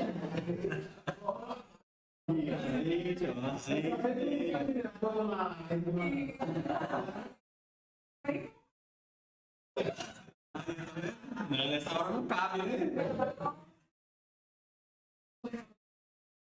Você esqueceu o arroz queimando. Mas e aí? Se não estiver no campo, não vai ser vindo daqui. Mas não dá para ter o casal. Se for trabalhador, não recebe. Quem trabalhava no campo geralmente eram os homens, né? Ele é casado, não é da frente de hoje. Ele é frente de hoje. O dia de hoje é complicado. Se for no dia de hoje, vai falar assim: não é amor, você que vive. Esse dia eu tava no. Foi complicado essas coisas. Esse dia eu tava no parque, né? Lá no Ibirapuera. Tava eu, Paula, a Valentina e o Elvis, e a esposa dele, né? E a menina também. Aí a gente tava quase saindo do parque já, né? Só ficar correndo, andando de bicicleta e passou uma corrente, tudo rebolando. E só o Elvis chegou perto de mim e falou: isso aí não nega, né, Léo? Aí eu falei: não, isso não nega. Aí quando eu olhei pra trás, assim, um casal já, lá em cima da gente, abraçado, assim, dois homens, barbudo. Meu Jesus, aqui não dá nem pra. Vamos embora, Bora. Ali tem. Vamos embora, que é a escola de Sodoma e Gomorra. Ali é a escola, viu? Enfim. Essa parábola que a gente estava comentando é a parábola dos lavradores maus. Que não é da vinha, porque da vinha tem outros. Tem outra. Isso aqui. E essa parábola é o seguinte: é a pregação bem resumida da Bíblia inteira, do Velho Testamento até o Novo Testamento até nós. Isso. Israelita, dos judeus, povo escolhido, até nós. Exatamente. Ela é a parábola Ela é perfeita, a Bíblia toda. inteira. Essa aqui também, ó, Mateus 22, a gente entrar nela já. Então, meus irmãos, tem três parábolas aqui nesse contexto, né? A parábola do servo bom, a parábola do bom servo e do mal, diz que Jesus pode vir numa hora que você não está esperando. A parábola das 10 virgens, que fala que Jesus pode demorar para você, mas mesmo que ele demorar, você tem que estar preparado. E na sequência, a parábola dos talentos. O que significa a parábola dos talentos? E quando eu descobri o que significava, fiquei mais raiva da irmã. A parábola dos talentos, meu irmão, significa que você deve administrar corretamente tudo que Deus te dá. Ele vai pedir conta. É isso que significa parábolas, tá? É isso. Então, veja, meus irmãos, que todas essas parábolas estão no mesmo contexto. E tem outras, né? Que eu nem mencionei, mas tem outras para trás ainda. E aí o que acontece? Eu só vou entender o que significam essas parábolas se eu ler todo esse contexto de Mateus 24 e 25. Porque lá Jesus está explicando exatamente aquelas três coisas. Que sinal haverá da tua vinda, do fim do mundo, quando acontecerão essas coisas aí. Isso aí é a chave. Eu não posso tirar essa pergunta do fundo, do pano de fundo de toda a história. E aí, lógico, que ele fala outras coisas. Tem os sinais da vinda, tem os sinais no céu, tem os sinais na terra. E por aí vai. Início das dores. Isso, o início das dores. Os profetas, por se multiplicar a iniquidade, o amor de muitos esfriará. E tudo isso explica por que as virgens não tinham azeite de sobra. Exortação à vigilância. Exortação à vigilância. Tudo isso explica porque tinha virgem que não tinha azeite de sobra. Por que o azeite aí não é o espírito? Porque geralmente quando se fala de azeite na Bíblia é o espírito, né? Está se referindo ao espírito. Mas não é assim nesse texto. Não é assim nesse texto. Porque como é que o espírito tem para algumas e falta para outras? Tem sentido. E elas vão, compram ainda do espírito e voltam. Então, o Espírito Santo não cabe nessa história. Esse é mais um símbolo da fé. Você tem fé se Jesus demorar mais um pouquinho? Esse é o ponto. Se Jesus demorar. Mas e comprar a fé? O comprar a fé é você perseverar. Foi o que elas fizeram. Elas foram, compraram e voltaram. Elas voltaram e já estava tarde. Então, é o símbolo da perseverança. Mas elas perseveraram tarde demais. Quem tinha azeite sobrando, perseverou antes.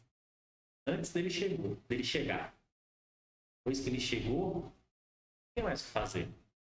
Até uma discussão que deu na escola dominical uns dias atrás aí. Os irmãos falam, depois do arrebatamento, como é que vai subir depois do arrebatamento? Depois do arrebatamento acabou.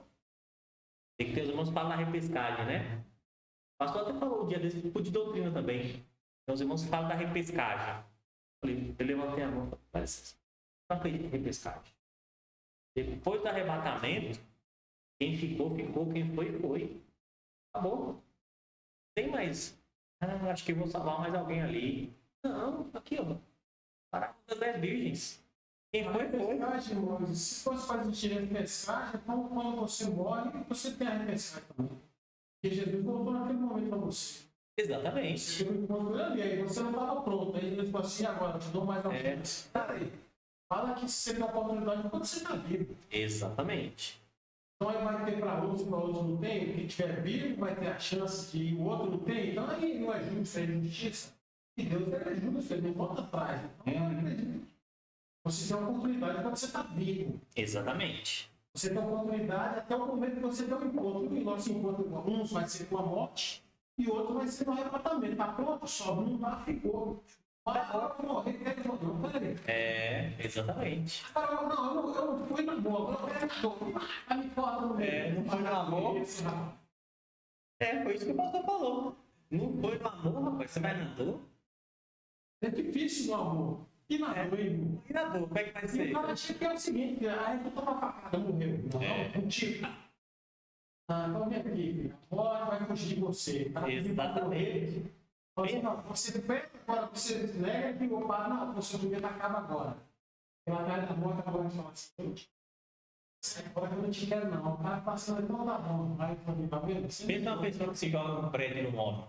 Todo quebrado, hein? Todo estrupiado. Eu acredito que não vai ter tempo, não. Mas não morre. E vai ser crente uma peça dessa?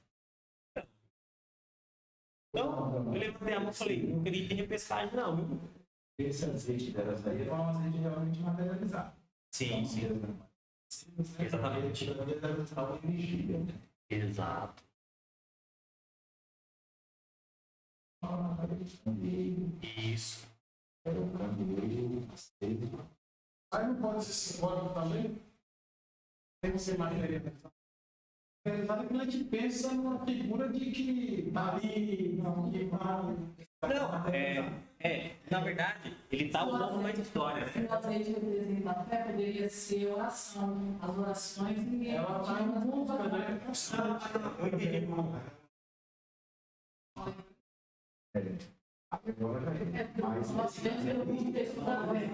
Isso, porque o que acontece? Naquela época não tinha luz assim, né? E aí o que acontecia? Era iluminado por vela, não, não era vela, era tocha ou por lamparina, que é exatamente isso aqui, que é um recipiente de barro, né? De barro. Um pavio dentro. Um barro. Esse aqui, né? Na minha mãe precisava. Com o passar do tempo tinha um fé. A gente fazia. Isso.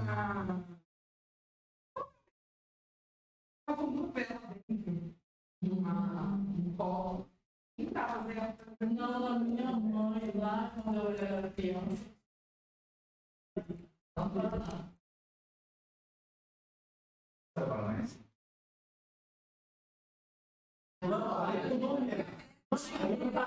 Dinheiro. E na minha mãe tinha lampião também. Depois, esse lampião já foi uma vez. Era chique. Lampião não era construção nenhuma. Era Lampião era cagaço.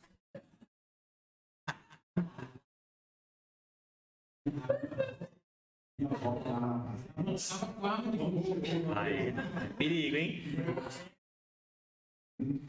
cansar.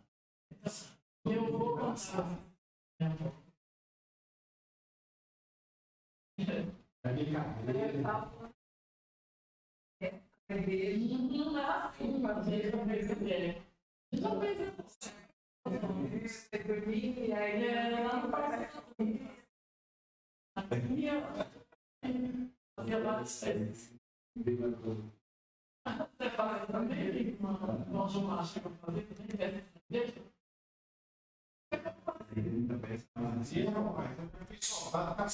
Jesus subiu na minha mão. Tem que fazer Jesus. Pode comer, ela sem dose. Olha aqui, meus irmãos. Essa aqui é a lâmpada do primeiro século, né? Então você colocava o azeite aqui. Esse pavio aqui, ó, tá vendo? Ele vinha até aqui o fundinho. Então ele ficava úmido, né?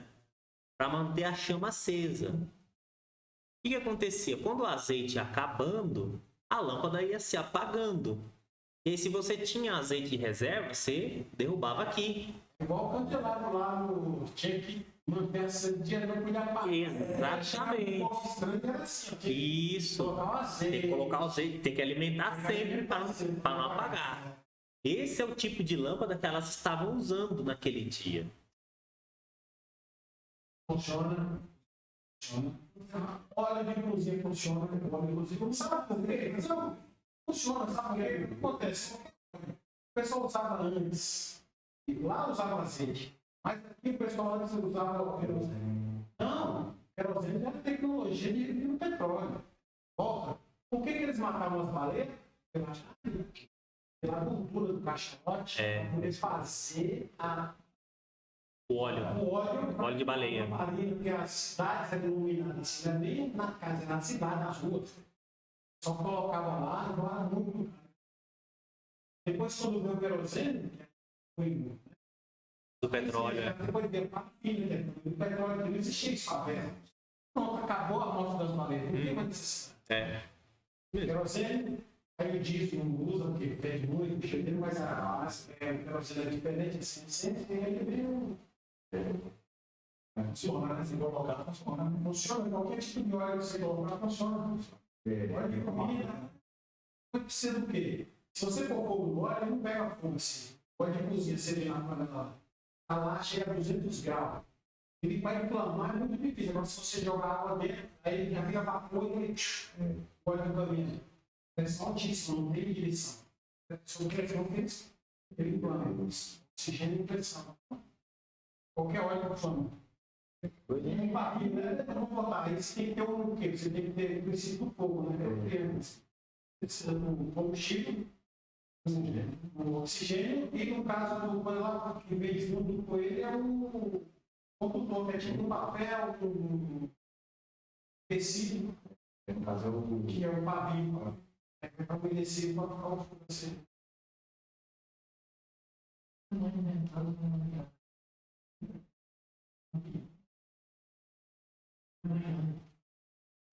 Idoso, lá idoso. Piscina. Eu não tenho paciência. Meu Deus, eu falo, mostrei de paciência dos idosos. Querendo colocar lampião. Lampião em casa? Lampião, você acaba. Quer põe fogo?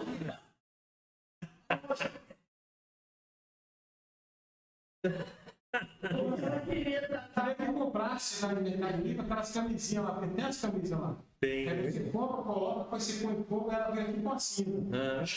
Aí fica queimada aquela cinza lá, que ali fica dessa. Enquanto não queima, não adianta. Aí fica, aí aquela que deixa branco, você vai ver o lugar. Ele comprar, um cachorro do jeito que faz que um dia assim, não tem válvula. Isso é realmente perigoso. Não tem válvula. Você já falou um monstro lá. Não explode aquele pequenininho. Os outros grandes tem válvula, não explode. Se fechou, acabou. Mas o pequenininho ele explode mesmo, porque o fogo é chuva. Meu Deus do céu. engraçado que você teve do lampião, mas não Substituir ninguém, às vezes eles fazem assim, né?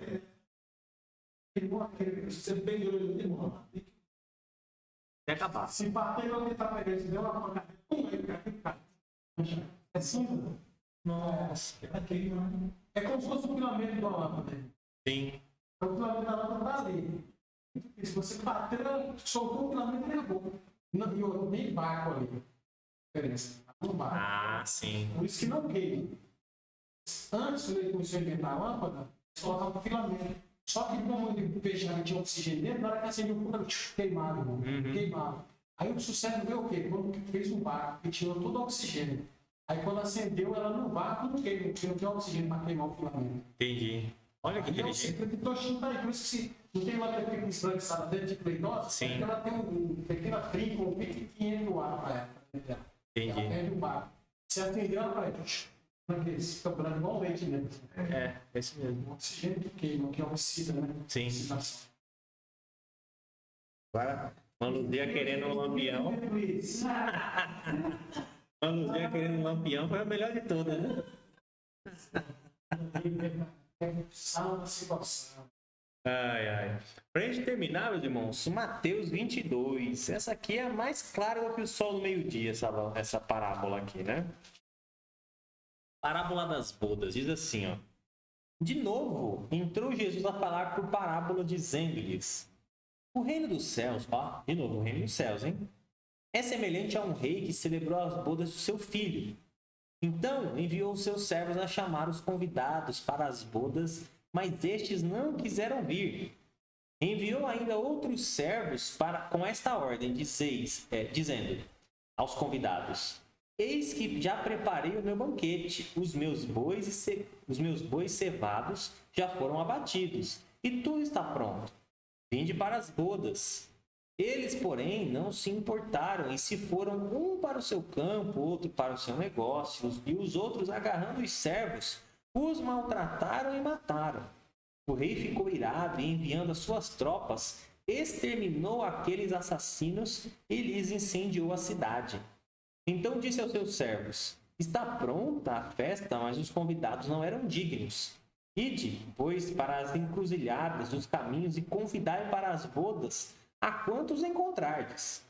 E saindo aqueles servos pelas entradas, reuniram todos os que encontraram, maus e bons, e a sala do banquete ficou repleta de convidados. Entrando, porém, o rei para ver os que estavam à mesa, notou ali um homem que não trazia veste nupcial, e perguntou-lhe: amigo, como entrastes aqui sem veste nupcial? E ele emudeceu. Então ordenou ao rei aos serventes: amarrai-o de pés e mãos e lançai-o para fora nas trevas. Ali haverá choro e ranger de dentes, porque muitos são chamados, mas poucos escolhidos. Agora ficou fácil, né? Quem que é o rei? Deus. Quem que é seu filho? Jesus. E aí, quem que é o povo que ele convida? Israel. Quem que são os servos que são enviados a Israel? Os profetas. Isso, os profetas. Exato, os profetas. E aí, o que aconteceu? Eles mataram até os profetas que lhes foram enviados, né? Mataram os discípulos. Então o rei disse: saí e convidai todo mundo. Quantos vocês acharem? Quem que são esses? Quantos vocês acharem? Nós. E aí, o que acontece? Lá dentro já tem um que não está de acordo. Aí é interessante, né? Porque ele fala: amarrai-o e lançai em trevas onde há pranto e ranger de dentes. Né? Então, você já sabe o destino de quem está dentro, mas não está trajado de veste nupcial. A gente vai ver aquela parte lá, porque muitos são chamados, mas poucos escolhidos. Está falando de salvação. Porque a palavra está para todo mundo. O convite, quando foi feito aqui, já foi feito lá, não aceitaram. Eles não aceitaram. Foi feito aqui, eles foram. Aí depois chegou lá, como é que você está fazendo aqui no meio? Pode se separar com o joio. Sim. Amarra, ele fala que vai ser amarrado. Um será colocado no celeiro e o joio será lançado no fogo. Pode-se usar uma alusão. Isso. Exato. Se trata também do mesmo tipo de coisa. Então, é muito fácil, né, identificar a parábola aqui, né? E a da vinha, acharam? Onde é que fica? A vinha? Não lembro onde fica. Não, é aquela que eu falei, irmão. Não é vinha. É aquela lá que vai mandar aí. 21:33. Parábola dos lavradores maus. É isso, é os lavradores maus. Atentai, diz assim, 21:33, né? Atentai noutra parábola. Havia um homem, dono de casa, que plantou uma vinha. Cercou-a com uma sebe. Sebe é tipo uma cerca, né? Um muro. É um valado. Valado? Cercou de um valado. Isso. Olha, uma sebe. É uma proteção, valado é uma proteção de qualquer forma. Isso, uma proteção para a vinha, né? E construiu nela um lagar. Edificou-lhe uma torre e arrendou-a a uns lavradores. Depois se ausentou do país. Ao tempo da colheita, enviou os seus servos aos lavradores para receber os frutos que lhe tocavam. E os lavradores, agarrando os servos, espancaram a um, mataram a outro e a outro apedrejaram. Você já está falando exatamente dos profetas. Exatamente. É isso mesmo. Enviou ainda outros servos em maior número e trataram da mesma sorte. E por último enviou-lhe o seu próprio filho, dizendo: a meu filho respeitarão. Mas entre si, este é herdeiro. Ora, vamos matemo-lo e apoderemo-nos da sua herança. E agarrando, lançaram-no fora da vinha e o mataram. Quando, pois, vier o senhor da vinha, que fará aqueles lavradores? Responderam-lhe: fará aparecer horrivelmente a esses malvados e arrendará a vinha a outros lavradores, que lhe remetem os frutos nos seus devidos tempos. Está bem trabalho aqui. Exatamente. Continua porque ela tinha ali, que aí foi um entendimento para nós. Aí perguntou-lhes: nunca leste nas escrituras, a pedra que os construtores rejeitaram, essa veio a ser a principal pedra angular. Isto procede do Senhor e é maravilhoso aos nossos olhos. Portanto, vos digo que o reino de Deus será tirado e será entregue a um povo que lhe produz os respectivos frutos. Todo o que cair sobre esta pedra ficará em pedaços, e aquele sobre quem ela cair ficará reduzido a pó. Os principais sacerdotes e os fariseus, ouvindo essa parábola, entenderam que era a respeito deles que Jesus falava. E conquanto buscassem prendê-lo, tremeram as multidões, porque estas o consideravam como profeta. Aqui, Jesus estava falando para ele do que era, por isso que eu falei que esse aqui é o falando de Israel. Sim, Falou exatamente para eles de tudo que estava acontecendo. exatamente. Falou exatamente. E eles sabiam que estava falando deles. Sim, sabia. Não tinha segredo dessa palavra. Eles sabiam. E foi tudo, e falou assim, aí mataram o filho, porque Jesus estava se referindo a ele. A ele mesmo. A ele mesmo. É. Referiu aos profetas, usou. Depois foi levado para uma nação que somos nós. Falou, se cair em cima vai ser bagaçado, se cair em cima vai amassar, mas veio Exatamente. para nós aqui. Exatamente. Então, aqui é uma. Parece bastante, né? Com a parábola das bodas, né? Que ele conta quase na sequência, né? Sim. Basicamente na sequência, ele conta a mesma parábola, né? Aí tem a parábola dos dois filhos, que é aquela que eu já falei que é antes dela. Dois filhos. Aham. Ele em cima. Isso. Que o pai mandou que ele fosse cuidar do trabalho lá na vinha. Uhum. É tudo referente à vinha, né? Tudo é referente à vinha. Fosse lá. Aí o primeiro falou que não ia. Exato. E perguntou. É. E o outro falou que ia. Aí um se arrependeu, foi lá cuidar da vinha do pai, e o outro que disse que ia, não foi. Aí ele perguntou qual deles que tinha feito. Ó, qual dos dois fez a vontade do pai? Disseram ele, o primeiro. Disse Jesus, de verdade, eu digo. Digo que os publicanos e as meretrizes entram diante de vós no reino de Deus. É. Se referindo o quê? Que eles são um povo que é. Igual a oração que eu falei, irmão. Isso. Quando nós estamos fazendo a tua obra. Isso mesmo. E não está fazendo coisa Tá fazendo nenhuma. Ou estão de campo, mas estão fazendo, sem fazendo. aparecer. Sem aparecer. Seja dos falsos, hipócritas. Isso mesmo. Referente a isso, eles fazem, mas não praticar. Você vê que todas estão no mesmo contexto, elas referem-se à mesma coisa, né? Estão tudo ali, uma atrás da outra, né? É. Os que diz que faz, não faz. É. E aí, E esses que diz que faz, não faz, eram os fariseus, né? Fariseus. Você está falando que as meretrizes que vai entrar primeiro no reino de Deus. É. Por quê? Porque vocês falam que faz, não faz, os outros, quando vocês já oportunidade várias vezes, e não vamos que receberam, foi chamado. Exatamente. Esses vão entrar. Esses que permaneceram, do azeite, aí vem a fé, vem não, esses não. Sim. Esses vão chegar lá, né? Vão chegar lá primeiro que vocês. Vocês não, porque a gente vê a parte de Israel depois do arrependimento, né? Isso. Aí vem aquela. Vocês vão, mas eu vou dar primeiro aqui, ó. Porque eles vão vir comigo, aí vocês vão descobrir. Não é fácil, não. Então, meus irmãos, é isso. Deus possa abençoar a nós. Espero que eu tenha entendido aí um pouquinho mais sobre as parábolas. Não, na conversa aqui nós vamos ver.